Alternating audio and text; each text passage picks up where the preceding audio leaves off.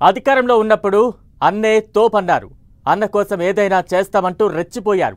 Opposition పై అరాచకంగా అడ్డు అదుపు లేకుండా మాట్లాడారు. ఇప్పుడు సారీ బ్రదర్, మీతో ఉండలేమంటున్నారు. ఫ్యాన్ గాలి చల్లగా ఉందనుకుంటే ఊచలు లెక్కబెట్టడమే కాదు, తాట తీసేలా ఉన్నారంటూ గజగజ వణికిపోతున్నారు. కేసుల భయంతో కొందరు, భవిష్యత్ అగమ్యగోచరంగా ఉందంటూ ఇంకొందరు తమ దారి తాము చూసుకుంటున్నారు. రాజీనామాతో కేసుల నుంచి బయటపడతారా? వైసీపీని వీడితే ఏ ప్రాబ్లం ఉండదనుకుంటున్నారా? కూటమి ప్రభుత్వం వాళ్లను వదిలేస్తుందా?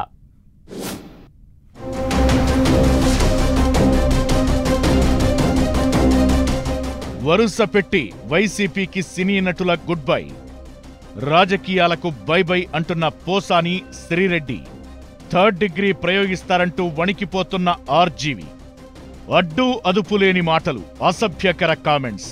గత 5 ఏళ్లలో వాళ్లు మాట్లాడిందే హాట్ టాపిక్. వాళ్ల టార్గెటే కూటమి నేతలు. ఇప్పుడు సీన్ మారిపోయింది. అన్న కోసం ఎందాకైనా రెడీ అన్నోళ్లంతా సైలెంట్ అయిపోతున్నారు. వరుస పెట్టి ఫ్యాన్ పార్టీకి హ్యాండ్ ఇస్తున్నారు. అలీ నుంచి ఇప్పుడు పోసాని వరకు ఎవరి దారి వాళ్లు చూసుకుంటున్నారు. మరోవైపు వైసీపీకి అనుకూలంగా సినిమాలు తీసిన డైరెక్టర్ ఆర్జీవి ఇప్పుడు కేసులు ఫేస్ చేస్తున్నారు. బెయిల్ కోసం కోర్టు మెట్లెక్కారు. ఇలా కూటమి నేతల మీద గత 5 ఏళ్లలో అడ్డగోలుగా మాట్లాడినోళ్లంతా ఇప్పుడు భయంతో వణికిపోతున్నారు. ఎప్పుడు ఏ కేసులో మూసేస్తారోనని నిద్రలేని రాత్రులు గడుపుతున్నారట. ఎన్నికల తరువాత వైసీపీతో పాటు రాజకీయాలకు గుడ్ బై చెప్పేస్తున్నట్లు ప్రకటించారు నటుడు అలీ. అంతకుముందు వైసీపీలో చేరిన ఆయన ఎన్నికల్లో ప్రచారం కూడా చేశారు. ఫ్యాన్ పార్టీ ఘోర ఓటమితో ఈ వివాదాలేవి తెర మీదకు రాకముందే పార్టీ పాలిటిక్స్ కు దూరమవుతున్నట్లు స్టేట్మెంట్ ఇచ్చేశారు. ఇక లేటెస్ట్ గా సోషల్ మీడియా పోస్టుల వ్యవహారం తెర మీదకు రావడంతో మిగతా వారంతా సైలెంట్ అయిపోతున్నారు. ఈ మధ్య నటి శ్రీరెడ్డి రాజకీయ కామెంట్స్ చేయనంటూ ఓ వీడియో రిలీజ్ చేసి తనను వదిలేయాలంటూ వేడుకుంది. అప్పటికే ఆమె మీద అక్కడక్కడా కేసులు నమోదవుతూ వచ్చాయి.